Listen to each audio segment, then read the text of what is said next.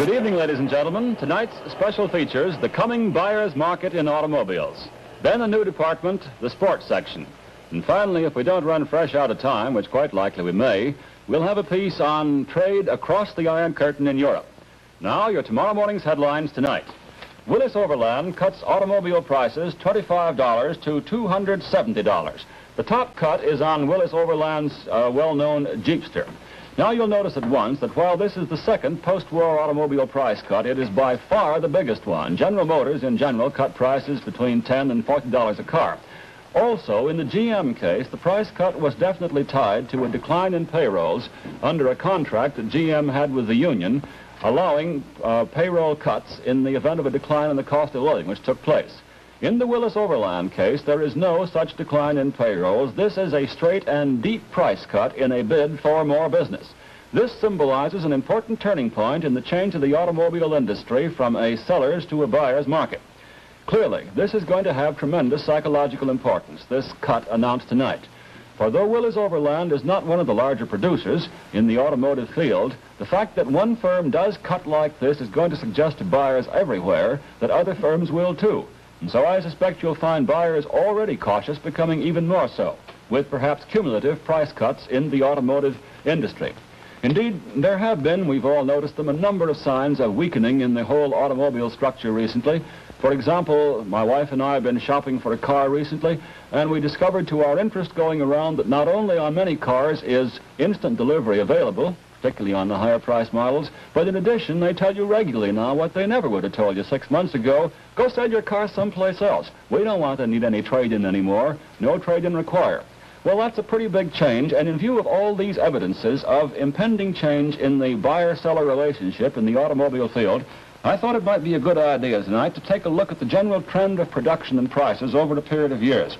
So first, here's production shown here from 1929 on in millions of cars. Those figures at the left each indicate 1 million. And beginning in 1929, you see how the production trend goes on down the period of years. Starts out in 1929 way above 4 million, drops sharply into the Depression, then with the Depression more or less over, rises past the 3 million mark, almost hits 4 million again, plunges downward again in a bad year in 1938, up again 39, 40, up to the start of the war. Well then, of course, in the start of the war, civilian production of automobiles was pretty much off altogether. It hit pretty well down to the bottom, stayed there until post-war, everything for the war effort. And then post-war starts up very sharply, up to 1949. Of course, 1949 is an estimate, but the estimate is somewhere between 4 and 5 million for this year. So there's your zigzag of production, and it's been enormously high, practically as high as 1929 in recent months. Now let's go from the question of production to the average price, average retail price per car sold. Here's the picture on that. In 1930, the average retail price of a car was $788. In 1934, the price average was $702, reflecting the consequences of the Depression. 1938, it was $824. In 1940, a little bit higher still, as you see, about $850. Now, there wasn't any automobile production to speak of for civilian purposes during the war, so let's skip those years. And now, in 1946, see what post-war does. Average price $1,229 per car, and 1948, the last year of which we have any real figures, $1,635. Well, you see how sharply the price trend is up since the war, and of course you've seen just a moment ago the great rise in post-war production. Apparently, we're coming to the point quite rapidly where it is no longer possible to sell full production of the automobile industry at today's very much higher prices. And consequently, you have the beginning big price cut today, which I suspect does mark a turning point. Willis Overland's action will mark a turning point in the change in the automobile business from the sellers to the buyer's market. Now it's 10% increase in the new rent bill. I'm not going to take very much time on that because this bill's in committee stage now. It was in banking subcommittee in the Senate last night, and they wrote in a provision for 15% rent increases. Now the full banking committee wrote in a provision for 10% increases. with the provision again that if you've had a rent increase 10% or more, you can't have any further increase. It's important, but it's not too important, because I think this bill will change a half a dozen times more before it finally gets through the Senate. So we'll just note that fact, the 10% rent increases in tonight on a provision that would extend the rent control laws from 12 to 15 months, depending upon different circumstances. Italian commies riot in effort to block the Atlantic Pact. These, of course, are definitely planned communist riots. This one, by the way, is in Rome today, designed to prevent Italy from joining the Atlantic Pact. Communists are filibustering in the Italian parliament. They've been talking straight for 36 hours now and probably can do it another day if they feel like it.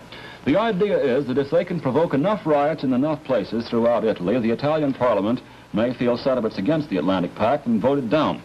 By the way, there's nothing wrong with your television. That man's face is the mess it appears to be on the scope.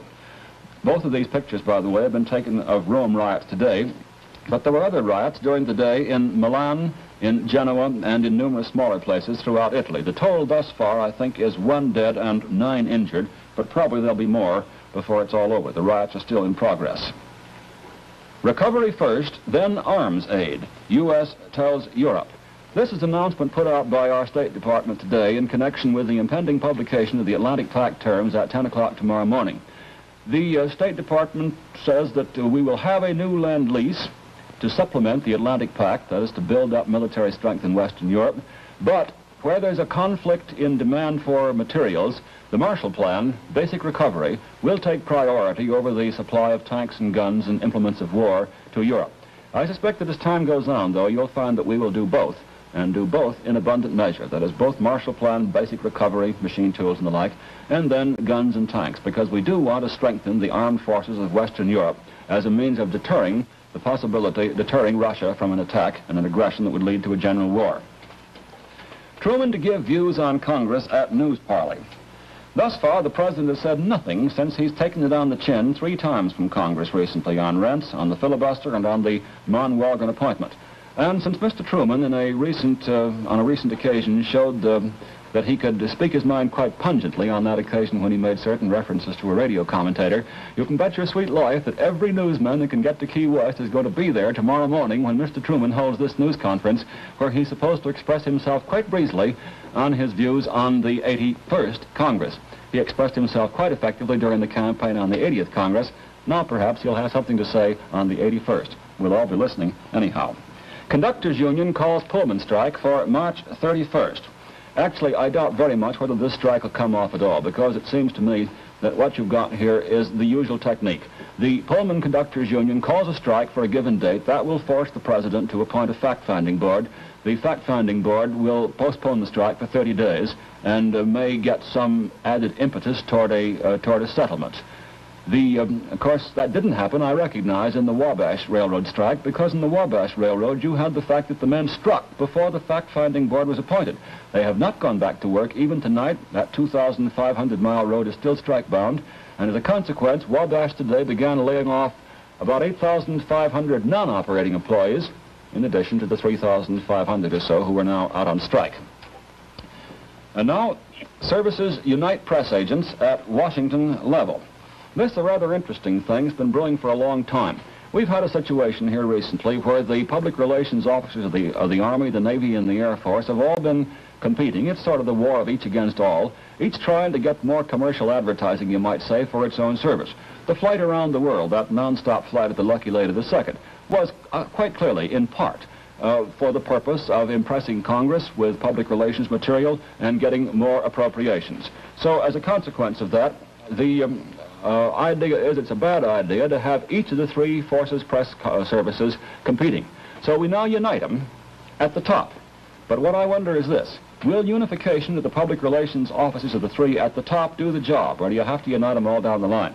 Well, we'll see on that one. To me, there is something of a question. And now, the sports section.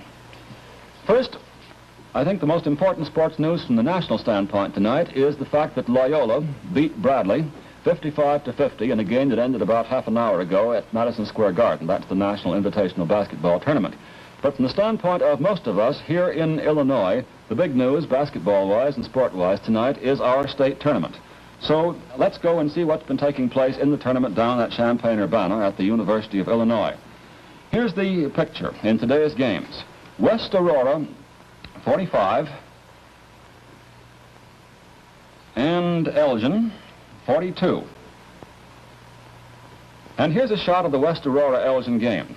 Elgin captain Bob Servant goes up for a shot at the basket. And note the harness holding Servant's right arm down. That's a hangover from a football injury last fall. Despite that harness, Servant averaged about 15 points a game. Without the harness, he undoubtedly would have averaged around 20. Well, the next score, Decatur, 82, and Pittsfield, 48. And now moving on, Tilden of Chicago, 68, and ROVA of Oneida, 41. Mount Vernon, gets quite a ways downstate, 54, and Johnson City, 52. And moving over to our third map of our state, Moline, 64, and West Rockford, 38. And finally, Nashville, 43, Ottawa, 39. Now, Robinson and Pekin are playing right at the present time. We just got the halftime score. It's Robinson 26, Pekin 27. And, of course, Hillsborough plays Champaign later tonight. There's no result of that in at the present time. The Mexican Secret Police disclosed today the recovery of a small cylinder of uranium, which they said must have been stolen from the United States. And that, friends, will have to be telecommentary for tonight. Be with us again tomorrow at this same time, and until then, this is Clifton Utley again bidding you good night.